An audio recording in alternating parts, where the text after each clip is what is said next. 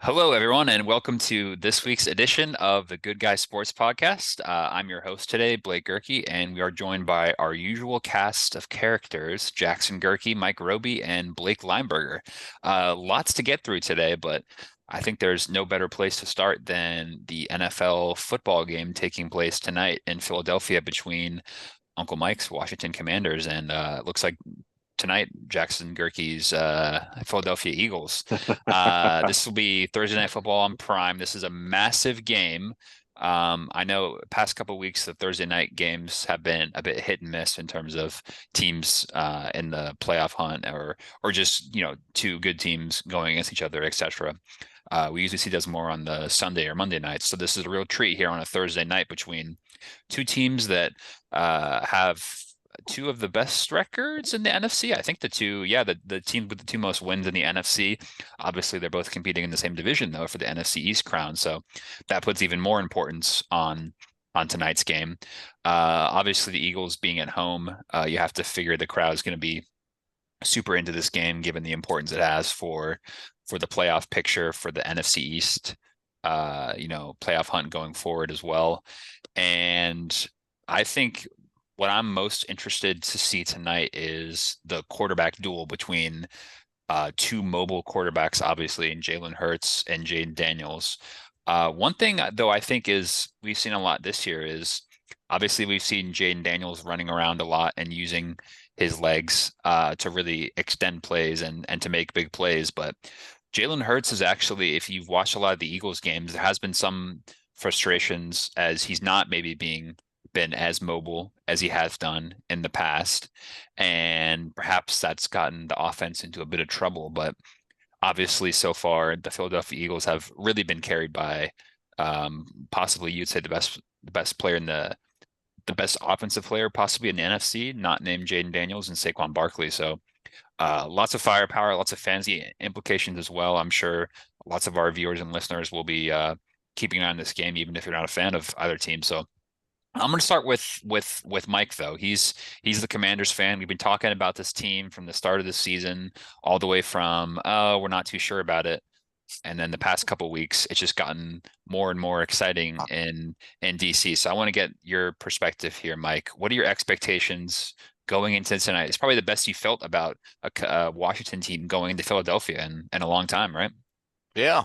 The last time we played the Eagles, we almost beat them up in Philadelphia. Of course, that was last year with a different quarterback, but it's gonna be a tough game. I think the key to the game is going to be to You doing stop all right? Yeah, we'll walk a little bit. for the Commanders to stop Barkley, Right. and I think that's gonna be the key. Another big matchup is what they do with AJ Brown. Sure. And get somebody to cover him because that's going to be a hard road. But the Commanders have Brian Robinson back tonight. He's been out for 2 weeks. He's our leading rusher, and that's going to help us. A bit of a banged up offensive line for the Commanders, but they're playing as a team. They took the loss last week against the Steelers, to heart, and they, was not any bad mouthing to any of the rest of the players or anything. And they lost last week just because they made too many mistakes. And I think they just beat themselves. It wasn't so much that the Steelers won the game. It's just that the Commanders beat themselves on that game. Yeah, I But it's guess good. the false start at the end of the game kind of epitomized that, right? Yep. Yep. Mike, did they get the first down? What do you think? Uh, So the ball crossed the line. I thought it did in the review. Am I yeah. crazy? Yeah. It's tough to say. We also had a offside penalty on a Steelers fourth down that gave them a first down, which didn't help us a lot. But it's it's hard to say. But I think tonight, the Commanders will win by 3. It's going to be a tough game, but they'll win by 3. Oh, okay. Okay. That's a bold pick, but certainly one that people wouldn't have thought earlier, but the way the offense is flowing in Washington, it's I think the Eagles are maybe slight favorites by I think like four points Yeah. maybe. So, a field goal game certainly looks like it could be on the horizon. Jack, let me get your perspective here on the Eagles. I know you've got him in your fantasy team. How impressed have you been by the season Saquon Barkley's been put together so far? Very impressed. I think that Saquon Barkley has shown us ever since his days on a player so far of what he has achieved on from how much of a great start he has of how much he is have been improved for this team of how he just took this team on a whole nother level and how he's been leading the dominant as by far one of their best running backs.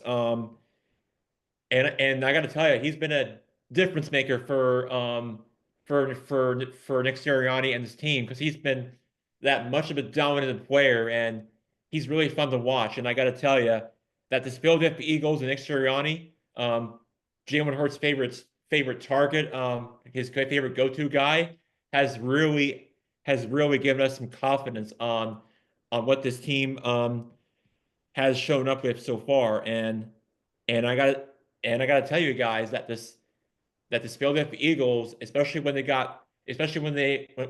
stay red hot with AJ Brown and Dallas Goedert, really the best, really in my opinion, the leader of this team is actually Saquon Barkley. And ever since his days with the Giants when he ran the most receiving yards for one of his most playing careers as a player, it will tonight will and tonight he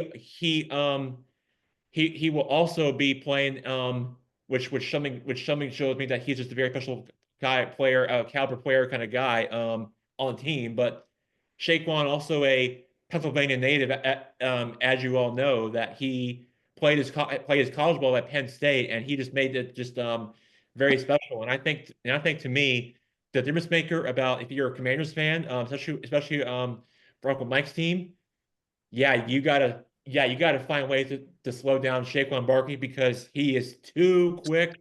He can run the ball fast, and really, if, if you're a if you're a Commanders fan and on a decent side of the ball as a player, especially if you're Marshawn Lattimore, you gotta make those tackles, or else Saquon Barkley could score in the end zone very easily.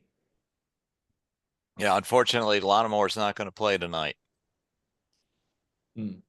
That's definitely be a big advantage for Philadelphia, and you'd expect this to maybe be a bit of a high scoring game given kind of the way these offenses have been playing the past couple of weeks as well. So maybe that would be reflected in I think the over under is 49.5 points, which looks like one of probably the highest of any of the games this week. So good for the fantasy owners as well, and good for the neutral seeing a high scoring football game here. So hopefully we do see that.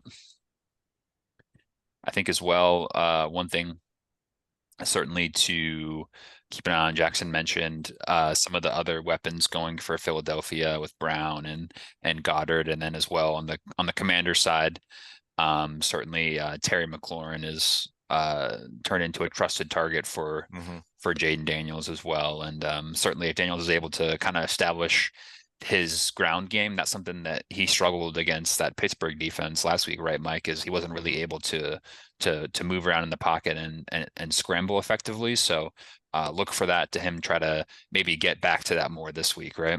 Yeah, the key for the Commanders is going to be ball control. Sure. And have a Robinson rush the ball and have those long sustained drives to keep the Eagles offense off the field. Yeah. But I think it's going to come down to turnovers. Which team has the most turnovers? Mike, was there something you didn't do last week? Was there some superstition that you forgot to do last week? Did you have to take the hat off, put the hat on last week? Yeah, Anything changed? It's no, not really. Problem was Daniels kept hitting our receivers in the hands, and they kept dropping the ball. We had a lot of drop balls last week. Might be time for a new quarterback. You got the red rifle on here if you guys are interested. Yeah. Who's your backup, Mike? Mariota. Yeah. Oh, Thank wow. you. Okay. Yeah. He came in against Carolina, remember, Blake? Yeah. And then he ended up having a really good game, which everyone does against Carolina, though. That's So, right. yeah. Hey, we're two in a row, baby. Yeah. 2 in a row. We're hot. We're hot as a pistol right now down here. Yeah, you guys were coming off a win last week against the Giants in Munich, Germany, by the way. And That's right. Those I poor got to ask you, Germans. Blake, were That's right, did you Blake. get up early watching that game? And I got to say, it was 1 o'clock in the afternoon over there in Europe, but it was 9 a.m. East Coast time for us. But I got to tell you, it was just some kind of game I had zero interest in. But I got to ask you, Blake, did Tell you? us how you really feel, Jackson. How I really feel? Yeah, tell us how you really feel. I mean, that's kind of rough, I mean, We're from both trying. sides of the We're ball, still. yeah. I mean, just really on a different on a Hey, game we gave perspective. Jackson. We gave those Germans everything they could have ever wanted. Overtime game, ended with a field goal. I mean, what else would you want? You know, Doesn't get the cool any better than that. I mean, the cool part about it was all the fans walking into the game all have different jerseys on, and I think that's such a funny thing to watch. You look around the stands, and it's like every team is represented in a game. They just want to see football. But yeah, my buddy actually had a 9:30 a.m. party at his house on a Sunday morning. So yes, the short answer is yes. It's crazy that is. I'm glad you were able to be part of his Only party. in Carolina. That's right. Watching the game with him, I bet you, I bet you he had a great time hosting you there, and I think that you really, and I think that he really wants to thank you for that, and I definitely and I gotta say, it definitely really kept you happy with your That's Southern right. hospitality for what he had to offer. That's right. Jackson, real quick, who's the jersey you have on? Is this a Hurts jersey or a Saquon? Who you got Yes, on? it's actually it's actually Jalen Hurts. So yeah, Oh, okay. All right. Hurts All so right. good. Hurts Yeah. so good. the quarterback that I'm wearing tonight playing in the pro level. So yes, I am wearing a Jalen Hurts jersey, and It'll be grass stained tonight. Oh, yeah. right, Are definitely they not. in Philly? They're in Philly or Yes. they're in They're in Philly. Washington? They are in Yeah. South Philly Those, at the link at the link up Should be a Financial cold one Field now. out there in 8 o'clock South game, Mike. They might have some Philly. liquid courage is kind of cold. They're gonna have to drink some liquid blankets, liquid courage. They might be fired up over there in Philly tonight for this game. Well, It might be like a LSU at home at night game kind of environment. it's always tough to play in Philly. Goodness. So Mike gave his prediction. He's got the Commanders by a field goal. Jack, what are you thinking?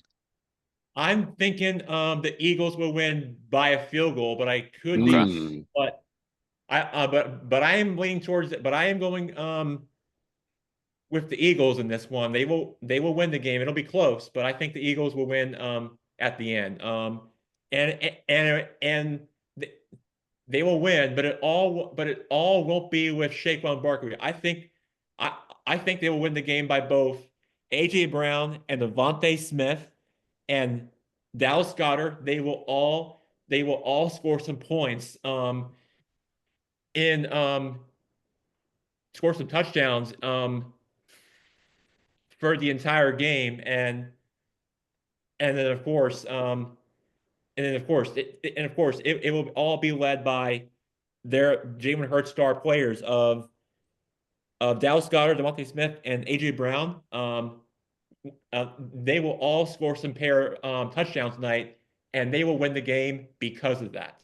Hey, Jackson, not so fast. Not so fast. I don't know if this is what I want or what I think is going to happen, but the Washington football team is going to win by a touchdown. Not so fast, Jackson.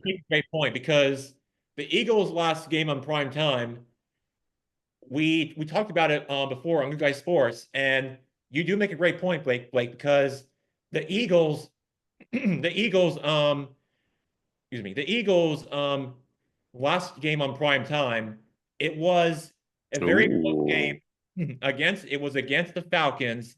And if you remember, and then if you remember, the Eagles the Eagles had an opportunity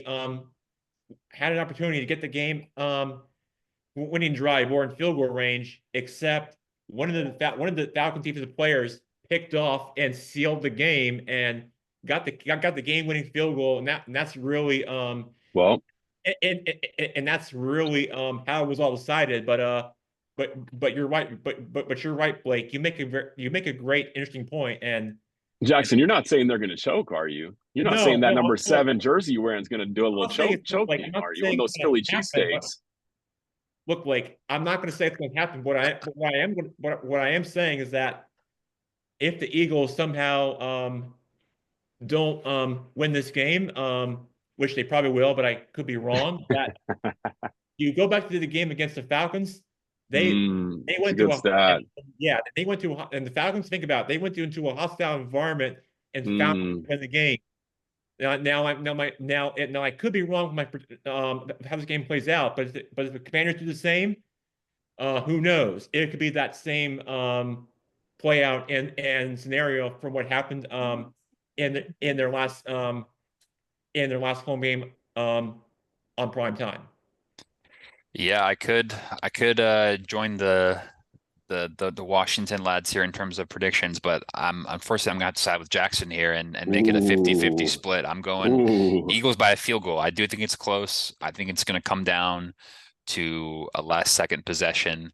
Mm. And I just like the way the Eagles have they started off a bit sloppy, as Jackson pointed out, with that game early on against Atlanta. They ended up dropping at home, but past couple weeks I've liked the way they've established the ground game and Yeah, but really you can't count last week though against the Cowboys. yes, no, that we pretty much knew the result of that game before it happened. You're correct. Yeah, but even still it was still a good offensive performance. So I think that will continue into this game. I think it's gonna be a shootout, but I'll back the Eagles with the home field advantage tonight. All right. Moving to a couple other notable NFL matchups, it's actually a pretty good slate we have this weekend in the NFL. And I think the other two standout games I'm looking at, one of them being another divisional matchup, but this time in the AFC North between Pittsburgh and Baltimore. In Pittsburgh at the old, I still call it Heinz Field because it's a better name than the current one. But these two teams as well, same story. Both have 7 wins, atop of their own division.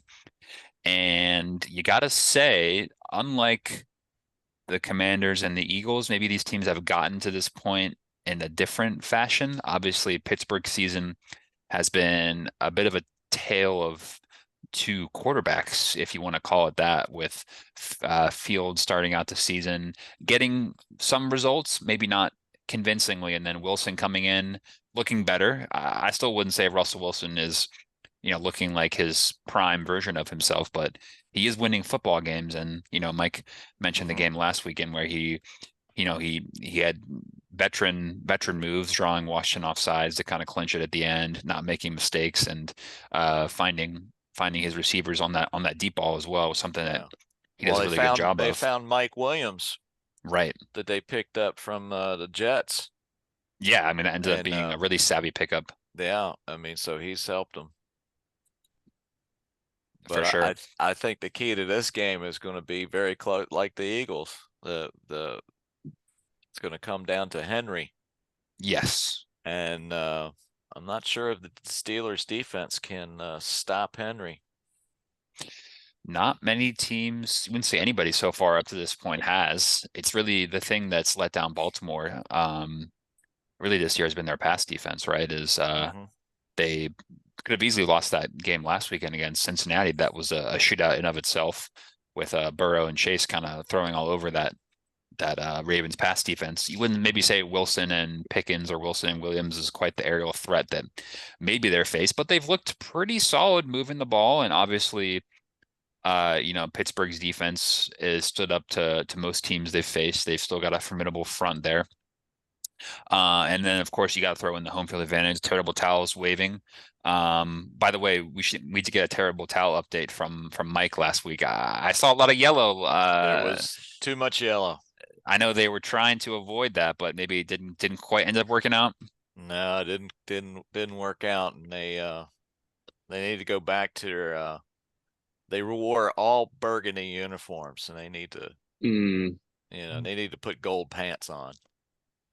Go back to Mike, the did old they school. were those fans DC fans that are DC locals that have moved there, or do you think they drove from Pittsburgh or flew? I think it was a combination. I would think Okay. that most of them were probably living in this area, but they grew up in Pennsylvania. Mm-hmm. I had one of my great staff people.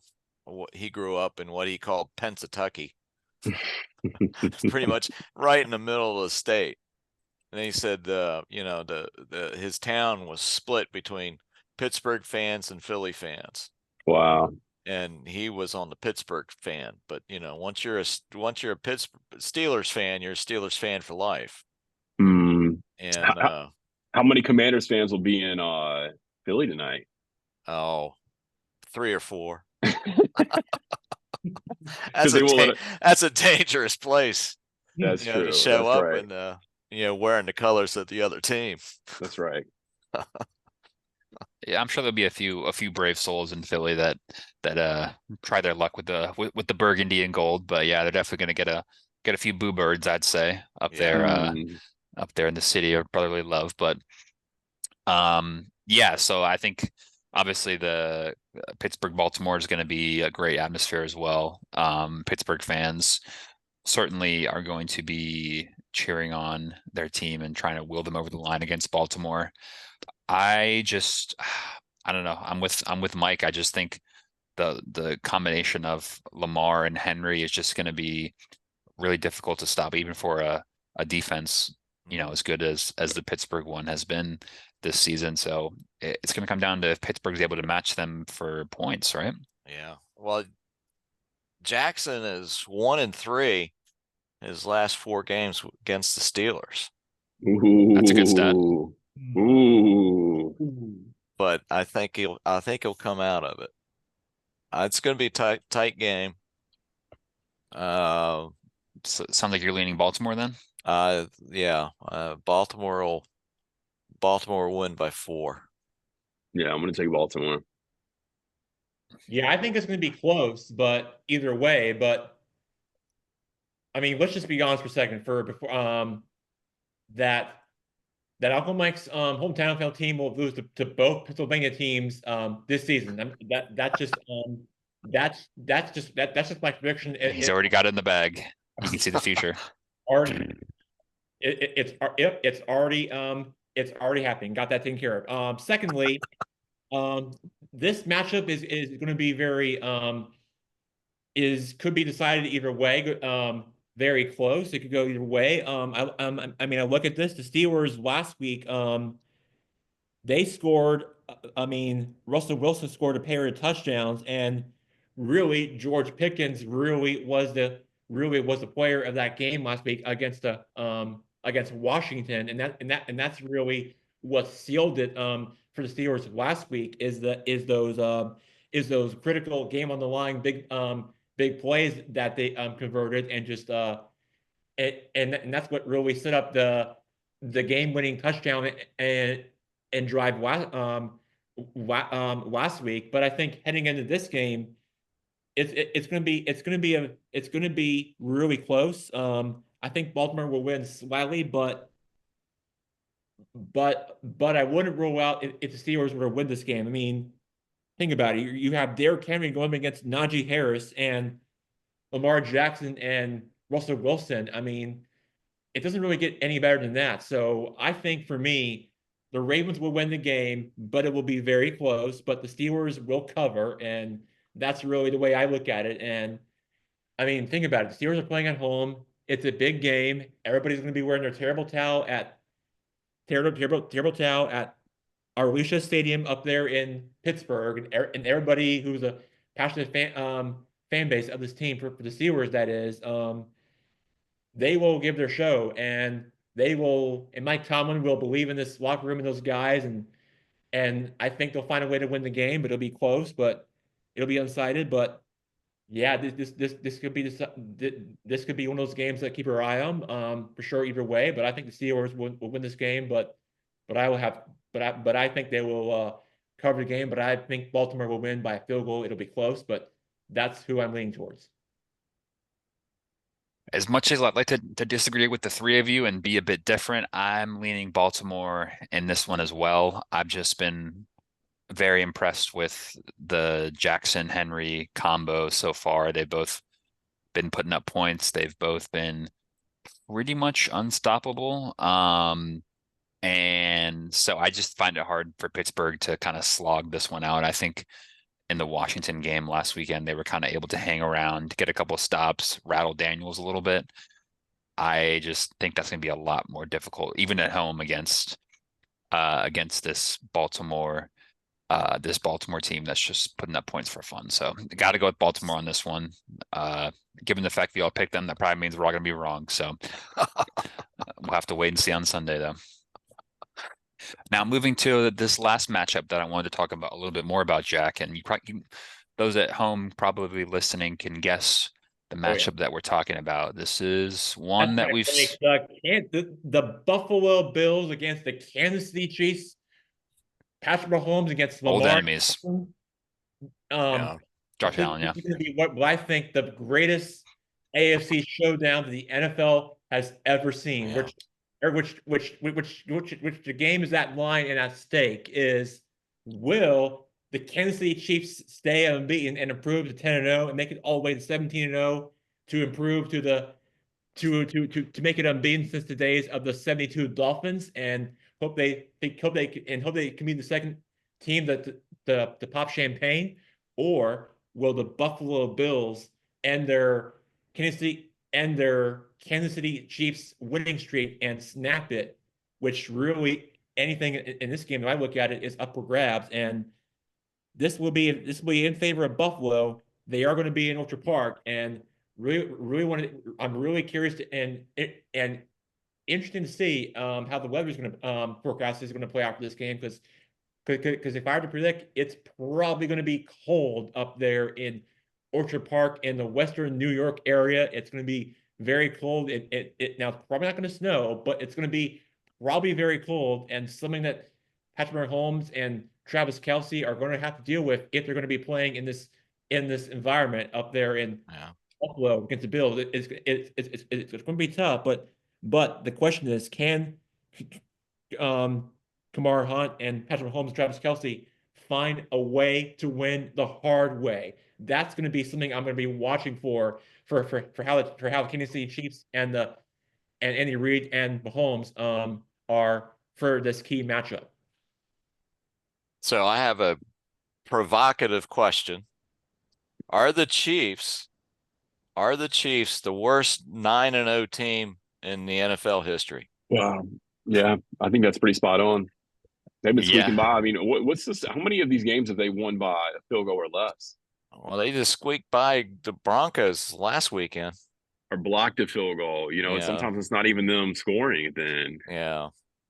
Yeah, one of the stats going around is they have the worst point differential of any 9-0 team in NFL history, which, to be fair, there's not that many 9-0 teams, so it's obviously still an impressive stat, but that kind of tells you, and I think they've even been losing in 8 of the 9 games or something along those lines, where, yeah, I mean, I think you're right, Mike. Like, part of me almost thinks the Chiefs are better off, not they're better off losing, but I think if they keep squeaking out these games and trying to get an undefeated, 16-0 or 17-0, then it might end up hurting them later on in the playoffs. So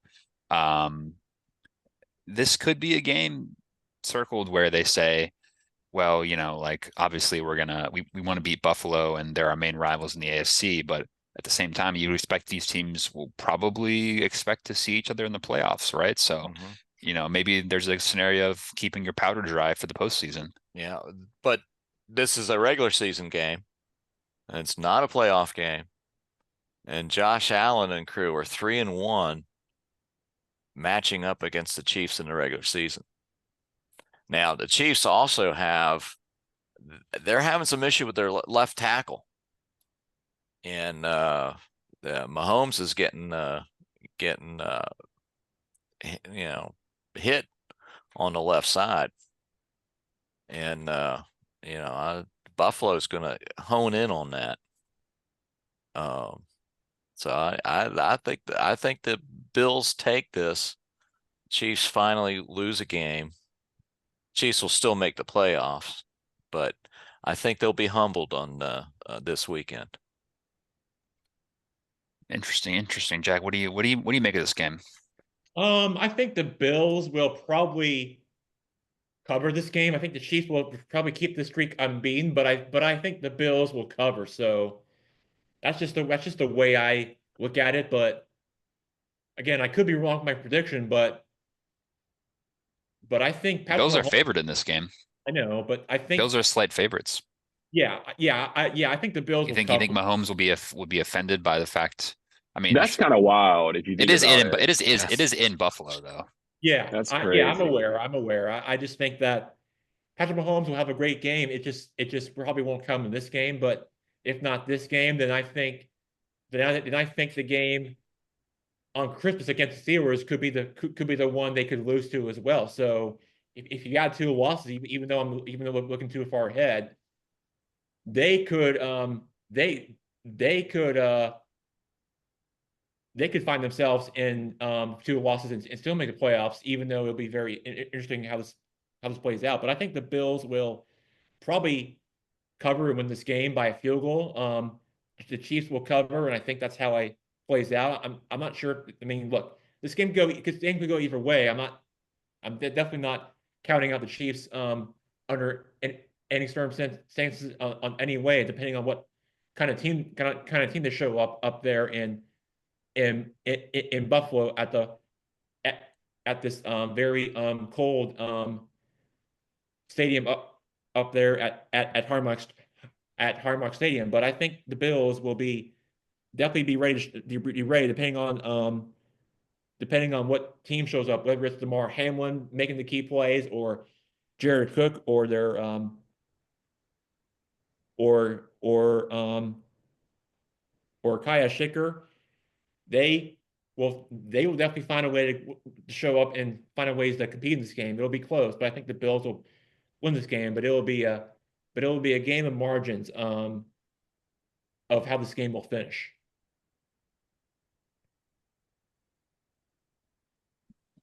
My suspicion, and actually, well, let's get Blake Lemberger's input here. I know we said the Bills are slight favorites at home. Chiefs are 9-0. Something has to give here, right?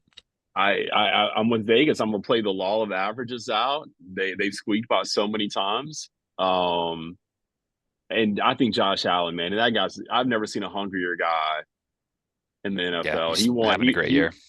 And he just wants to win the Super Bowl, but I think he really, really wants to win these big games and I think he wants his name to end up with the likes of Mahomes. So I think the Bills and their fans are unreal. The Bills Mafia, they're gonna be breaking tables, launching into the tailgate, breaking tables. They initiate their babies into the breaking tables. The Bill Mafia earlier.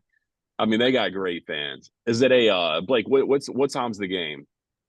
This will be a 4 o'clock kickoff. Yeah, that's So perfect. Yeah, they're gonna. That's all, man. The sun's just. I mean, it's the golden yeah. hour. They're taking Mhm. Instagram pictures with the sunset in the background.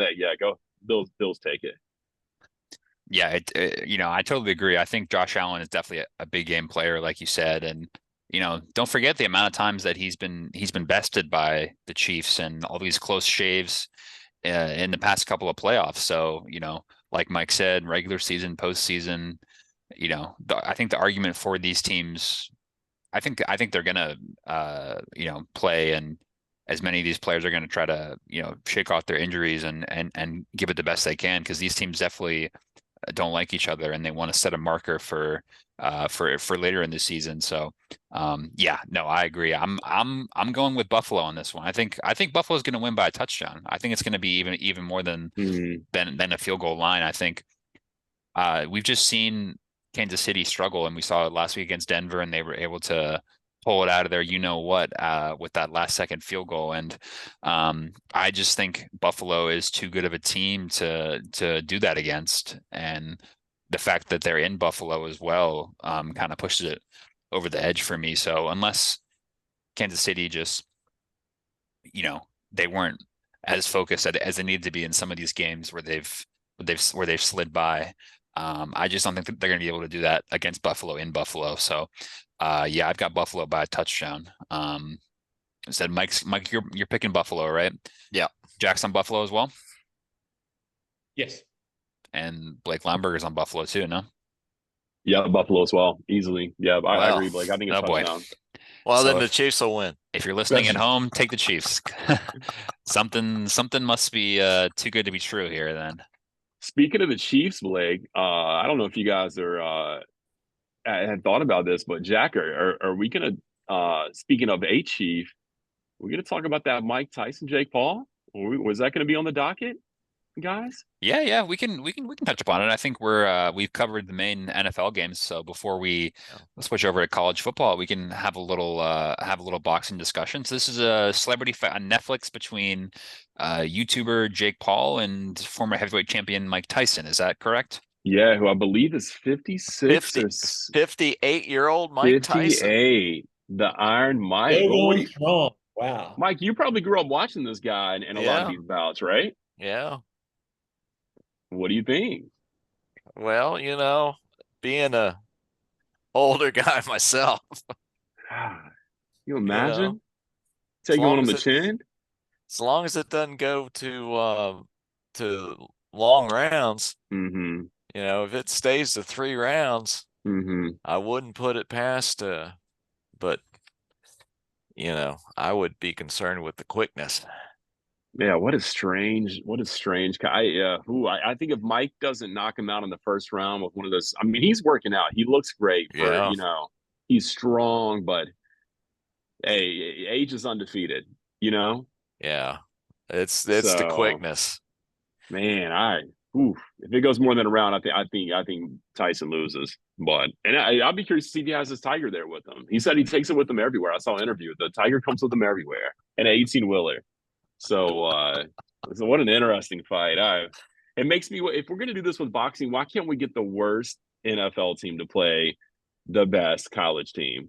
Come on, let's if we're gonna shake it up with boxing, let's shake it up with Well, I every think sport. the equivalent would be to get like a team Yeah. from 20 years ago to come back out of retirement and play like The Michael Jordan, or the even Michael play, Jordan quote. yeah, like play some like lower like junior college versus like an NFL team full of like 60-year-olds, something like that, Did you hear the Michael Jordan when they were asked him if him and his 96 Bulls could beat the same team from the 96 Bulls could beat LeBron and the Lakers? Did you hear what his answer was? What did he say? He said, yeah, probably, but probably only by like a couple of baskets. And they laughed and they said, why? He said, man, we're all in our 60s now. So, yeah, same kind So of if they were in their concept. primes, it wouldn't even be Yeah, close. that's right. It wouldn't even That's be right. close. Yeah. Yeah. Hey, before we get on to college ball, the Tampa Bay Rays this coming season will be playing at George Steinbrenner Field. No, Jackson worked there. Shut up. The Tampa Yankees. I did. Yeah. And I'm Because of the hurricane damage to Trop Field. Will they add some capacity? Will they add a couple? They got time to put some temporary seats in the outfield or I anything? hope so, because right now it only has a capacity of 11,000. Holy smokes. So they're going to be doing better than their average attendance in Tampa. Probably. They're going to double it. So that means that two major league teams would be playing next year in minor league parks. That's right. The Athletics will be playing in Sacramento at a AAA park, and the Tampa Bay Rays, until their new stadium in St. Pete gets built, will be playing at George Steinbrenner Field. Now, is this going to be a test to see if we want to make that new stadium outdoor or indoor? Is this going to be how does outdoor baseball work in Tampa when it rains all the time? Yeah, I don't know. Well, yeah, I mean, me and Jackson experienced that working at at that same minor league stadium over the summer for the minor league team they have there, and trust me, there was a lot of rain delays. Wow. In that, so it's going to be interesting. Yeah, it's you can make the case that it's maybe a better fan experience because you're in a more intimate park, so you Yeah. can experience, seeing the New York Yankees, the Red Sox, or The New York Yankees coming down as well, the they're going to be visitor. used to it. They'll Yeah, be the visitors. Oh, yeah. you're This is just right. even more of a, it can't feel great for the people that run Tampa. They probably already feel like the little brother to the Yankees in that AL East division, and now they're literally operating out of their minor league stadium. So they're just like patting them on the heads. They're saying like, yeah, come on, you can use our minor league stadium. So interesting And, dynamic Hey, there. yeah, at and least yeah, go ahead, well, Jack. yeah, and Blake, you actually spent some time down there for about a year and a half, and let me tell you, Blake, if your boat was rip current, just rip you offshore off a hurricane, I would definitely feel bad for you. But yeah, I'm glad they finally are playing a game at Georgia Inspired Field next season. Now that just to clarify that the Tropicana Field roof that their games they actually won't be they actually won't be playing their games in time there in 25, but they will actually be they will actually be playing games back in time there and for the 2026 season. So there's also some new developments there that they will actually build a new stadium there in the St. Petersburg area in for the new stadium to be built in 2028. So there's some excitement and hope for those fans down there. But you're right. But you're right. Georgia and Survivor Field and Miss Jessica should feel very proud because their Rays will be playing at their home park, and I'm sure that it'll be more welcoming for Michelska and the gang, and her guys will definitely be excited and thrilled about that. Well, Jackson, I'll tell you what. I know the ins and outs of that stadium. I actually got a great tour of that Steinbrenner Stadium because you and I went there, and once they saw you, they said, "Oh, sorry, no tours allowed." And then they saw you and they said, Jackson? And they brought you in. And Jackson, the amount they loved you down there was at an unreal level. Everybody in the office downstairs wanted to say hey to you. We got a personal tour of the stadium, even though they told me that they weren't giving any tours. But once they saw you, we got a personal tour of the whole stadium. And so you're loved, Jack. So we might have to hit you up for some tickets down there to the Yankees Tampa game because that should be a pretty firecracker game. It always is, Blake. That's what makes it very special. And you're right, Blake. Those people were very loved, and they really appreciate my hospitality and my welcoming. They were very nice to me and treat me very well. And you're right, Blake. They were definitely it definitely means a lot, and they definitely and I definitely thank them for that. 100%. Yeah, the Rays will be well taken care of. That's for sure. So real quick, before we move on to college, we got our Seahawks. They're coming off a bye. They're currently in the outside column in the mix at 4-5 against. They have to go on the road against the 4-5 49ers. Not going to be easy, a tall task for them, for Mike McDonald and Geno Smith and Seahawks. But they have to deal with George Kittle, Debo Samuel, Christian McCaffrey. Christian McCaffrey had his first game back last week. Last Sunday against the Bucks, and they are just somehow a game back of the Cardinals in the NFC West, and things are somehow for Kyle Shanahan are clicking. So if you're the Seahawks, this is going to be some critical game you got to be aware of because obviously we know about this matchup where I call it the Sherm Bowl. That's right, the Sherm Bowl that's because Richard Sherman played for both teams, and as much as he can tell you that this game, those teams will like each other. It is the most historic. Well, I wouldn't say historic. The most intense rivalry on both sides they ever played of, and the Seahawks and 49ers.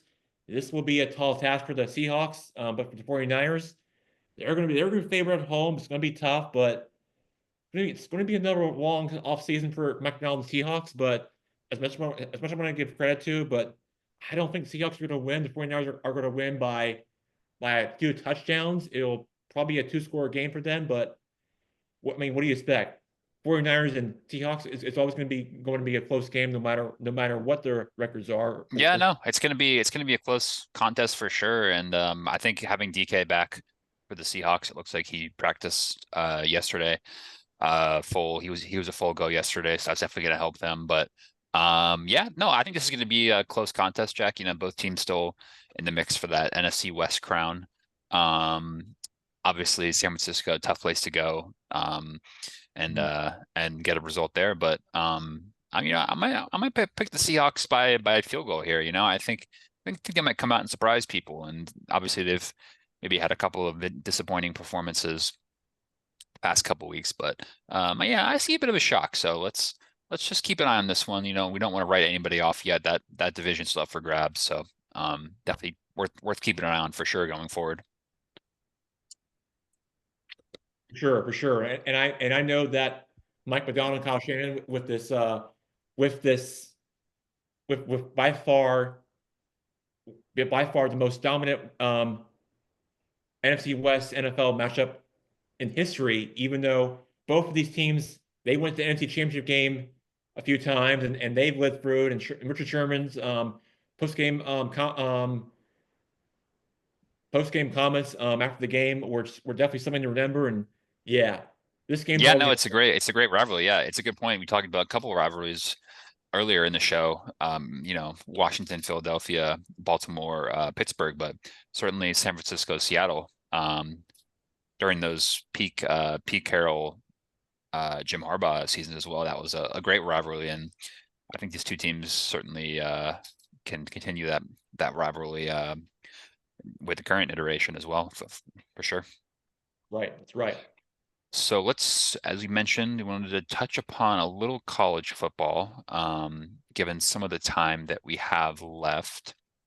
And I know, Jack, there was a fresh set of CFP rankings, college football rankings that came out. And I got to say, the rankings are looking like a definitely more interesting this year. And I think the main reason why is because of a lot of the parity that we're seeing with the new Big Ten and SEC conferences that we're seeing now in some of this conference play. And continually, we've seen a lot of these schools playing each other and heads to head and taking obviously the game with Ole Miss and Georgia, excuse me, last weekend was probably the prime example of that, where teams that have had good quality victories and teams that have suffered a couple of defeats as well up to this point.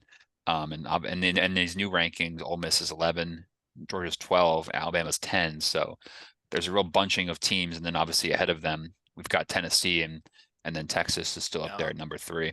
Well, as it is now in Georgia, if the season were to end today, Georgia would be out. Yeah, because they still have automatic bids for certain Boise State conference, would, right?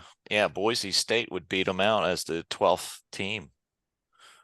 Now, is that because of the way the automatic bids work? It's because of the way that the conference champions. Okay, or is it like there's one school from outside the power, like whoever has the best record from the outside? Well, they would go in because they're conference champion for one of the smaller conferences. Right. Can we talk about the elephant in the room? Right. With the 12th team, right? Sorry to interrupt, but with the go ahead, Jack. Yeah, right, yeah. All right, so yeah, you're fine. Anyway, so with the 12 team playoff, as I was saying, if I look at it, so Georgia, you mentioned, will be on the outside. They're at 12. So as for the rest of the playoff field, the way I look at it, it's similar. It's similar to what you would. So it would basically, it's basically set up to be like a high school playoff game that you play at, whether it's home or away. It'll be just like that. Only you get the idea. So basically, in the first round, it would be like a round robin kind of a tournament field. The way I look at it. So basically, the team that stays undefeated, which obviously, as it turns out, will get the first round. But since Miami lost and Georgia lost, and as well as Texas Tech, to name a few others, they would be looking at a spot in the possibly in the first round. So that would set up so because of that, it would mean that Georgia would be on the outside, falling at number two, and Ole Miss, meanwhile, is at 11, ahead, one spot ahead of Georgia, in that 11th spot.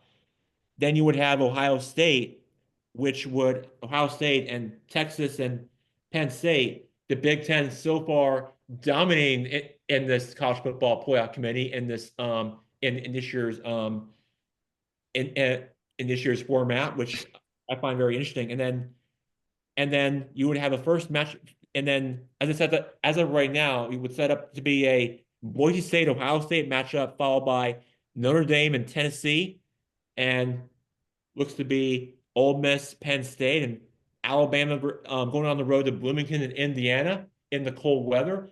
That right there will be like a high school playoff game atmosphere of the way that this 12-team committee college football is set up. It'll be like a slash college football atmosphere that will be a lot like a high school slash a NFL playoff game. The way I look at it, it'll be just like that, and that's just really what this 12-team playoff reminds me of.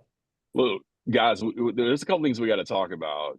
Oh man, first of all, how glorious is it that at number 21 we got the South Carolina Gamecocks, Jack. And if you roll up one more spot, look who they're sitting at the table with. The good old Clemson Tigers at number 20. And they're going to play in a few weeks. Now, something else you got to think about is, look at this. Would we ever have thought with 2 games left, we would say, hey, the big game this week is going to be Ohio State versus, wait for it, number 5, Indiana football. Are you kidding me? Here's the thing. If this game is close, Indiana deserves to stay maybe in the playoff contention. They got Purdue the next week, should win that. If they get blown out, does Indiana get shot out of the playoff? I think Indiana should make it regardless because they have a clean record up to this point, right? So Yeah, they're 10-0 right now. 0 against 0 ranked teams is the only problem. They have no wins against a ranked team. that seems crazy Currently. given the fact the Big Ten is such what was supposed to be a strong conference. But yeah, that's interesting. The only game they'll have is I guess not next weekend against Ohio State. Yeah. Well, I have ESPN. Oh, go ahead, Mike. No, go ahead. Sorry. I was just going to say ESPN used to do a not top 10. I think they still do it every week. It's fun to read. And Indiana used to be a frequent flyer in the not top 10 weekly newsletter. I have a sleeper for you. The 7-2 Colorado Buffaloes. Yeah, you're right. Could very well end up in the Big 12 championship game. And if they win the Big 12 championship, they're in. So cool. So that would be their path to the playoffs, right? That's their path to that's.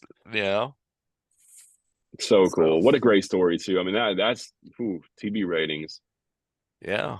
Yeah, so they've got Utah, Kansas, and Oklahoma State. So yeah, they could definitely make a run here for sure. Yeah. Yeah, they play Utah at home this weekend. When you said you had a sleeper for us, I thought you were gonna mention the 9-0 Army Black Knights. Oh yeah. Yeah. What's their route to get in? Well, they got to go through Notre Dame in a couple weeks. They're playing Notre Dame next 2 weekend. weeks. Yeah, you're right. And then they'll have Forgetting about BYU, they're also undefeated. Yeah. There's a lot of good stories. They just squeaked by Utah last weekend. Right. No. But yeah, I mean, this has got to be the season for upsets. Mm-hmm. It's a good thing they've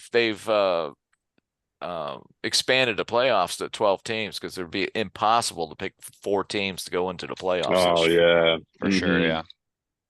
Yeah, I don't know. Part of me kind of thinks maybe they should do like they did with a BCS, but for 12 teams and just have like a ranking automated system based on strength of schedule and like quality of opponent and margin of victory and stuff Yeah. like that, and strength of conference, because there's definitely going to be some teams who will present their case to the committee, the almighty committee, whoever they actually are. They're composed of different representatives from different schools, Yeah. conferences, etc. So yeah, someone's definitely going to be left out, but it's great Yeah. to see the smaller schools couple upset victories, right?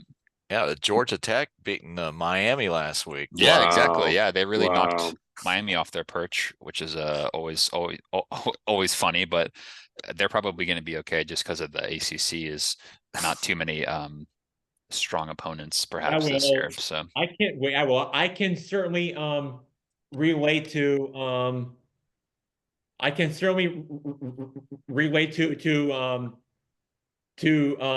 game on game winning should have had that should have won that game situation where I can recall from something like that. Well, obviously, had a lot of reasons, but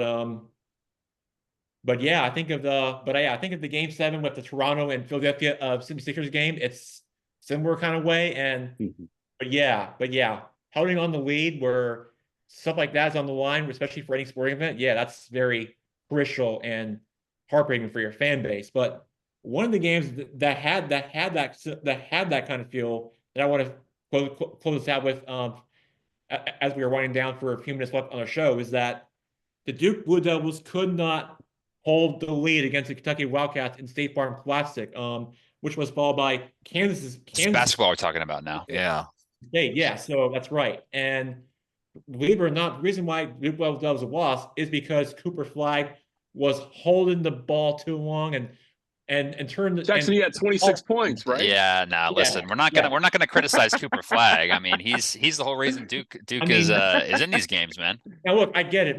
It's only November. It's really March you got to be worried about for those losses that you cannot afford and really cost you. Yeah, So no, Yeah. they were in that game for a while, and it was a They great had game a on both sides. So they had a horrible second half.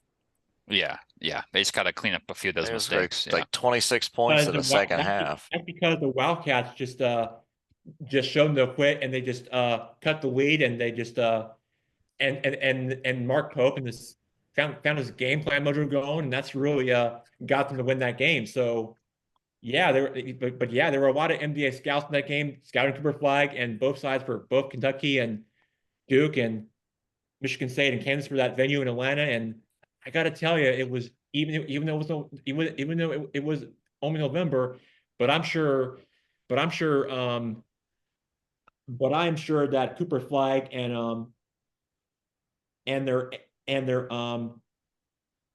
and their coach and their head coach will definitely be hopefully what I would say their head coach and Cooper Flag for Duke Blue Devils will hopefully be a learning process the way that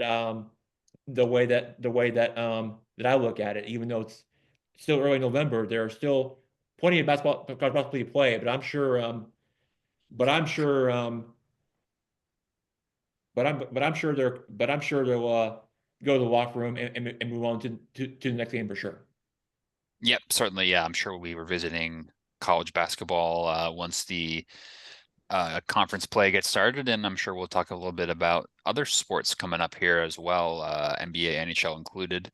Once we get through a lot of the other football topics going on this week, but looks like we're out of time, gentlemen. So just want to say thanks again to Jackson, Mike, and BL Lineberger for joining us on this week's edition of Good Guy Sports. And I hope everyone enjoys the great Thursday night football game that we have going on tonight. So just want to say thanks, gentlemen, and Is enjoy the this what you guys weekend. do, Mike? Y'all do this? Yeah. Okay. Dubs up. Or this, maybe? Commanders? Go Birds, Commanders. I say. Go Birds from Jack, do a my bird. side. Jack, where's the bird? Go Birds. Words. All right. Thanks, everyone. Thank you, All right, see ya. guys. All right. Bye now.